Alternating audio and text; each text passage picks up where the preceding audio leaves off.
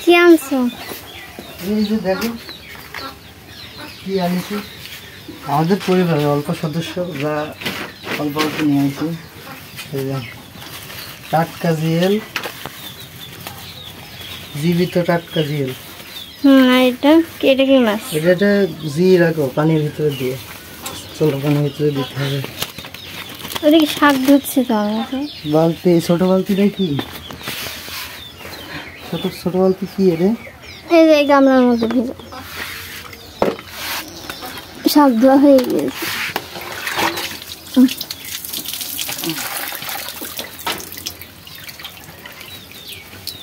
টাটকা জিয়েল এই এখন টাটকা জিয়েল। আর এটা ইলিশ 2 পিস।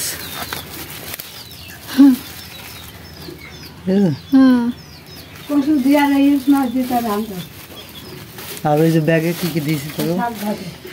ব্যাগটা দাও।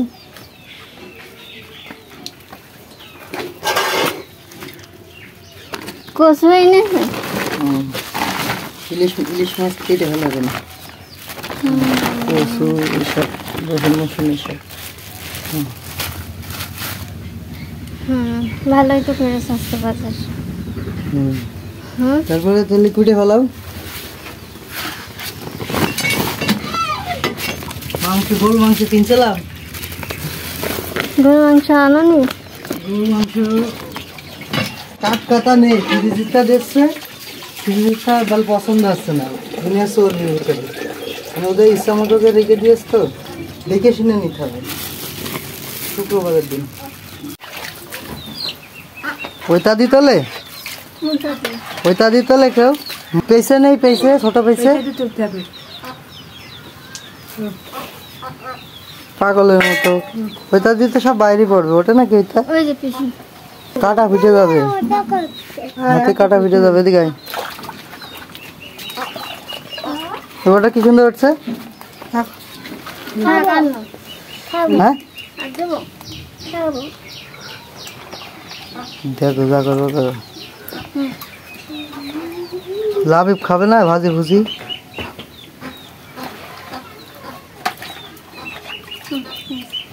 ও এটা নিচে পড়ে গিয়েছে। এটা এরকম জিয়ে রাখতে হবে, যে কটা মরবে সে কটা খাইতে হবে।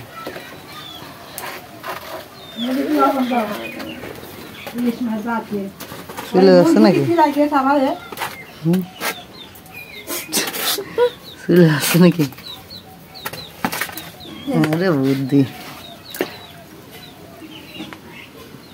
মা কি করে নিবার আছে মুরগির বাচ্চা? হ্যাঁ মা, মুরগির বাচ্চা ঘাড়ে ছাড়া থাকে না নাকি? রে বাবা, এ কি স্টাইল, এই কি গেট হবে? একা একাই উঠলো।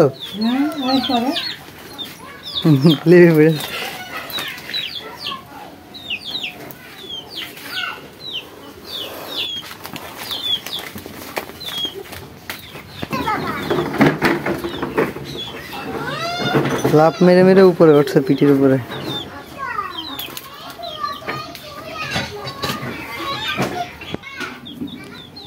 এত শিকারি কেন এই মুরগির বাচ্চাটা? হ্যাঁ তাই আসলে ভালোবাসলি পশুরাও খুব সুন্দর পোষ। মানে আমার ছেলে জানতে মাঠে গেছে জিয়াল মাছ, তাই পুষতে দেখো। জিয়াল মাছে খুব কাটা, ছাই না হলে হয় না। ছাই না হলে হয় না না? আমার মা অনেক রসিক মানুষ, এই মজা করে কথা বলে। মাছ ধরবো ডুমুরি পাতা দিয়ে। তাই মাছ ভেজে রান্না করতে হবে, বাটনা দিতে হবে।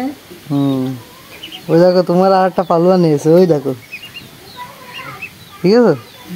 আর একটা পালুয়ান নিয়েছে, আর এই পালুয়ান গুলো তোমার পিছনে পিছনে ঘুরছে। এই একটা পালুয়ান, আর এই পালুয়ানটা আমার হাতে উঠে পড়েছে। ওই মুরগির বাচ্চা আমার হাতে উঠে পড়েছে। এইটা আমার ঘাড়ে উঠে পড়েছে। তাই? হুম, ও খুব শিকারি হয়ে গেছে আমার। দুইজনের দুই কাজ। হ্যাঁ, হ্যাঁ, জিয়াল মাছ যে নড়াচড়া করে না, আমি কাটতে পারবো না, এই জন্য তোমার ওই দায়িত্ব দিলাম। এবার এদিকে শাক রাঁধছো, হুম, তো তাড়াতাড়ি কেটে রান্না করে ফেলো, আমি ওর খেয়ে দোকানে যাবো।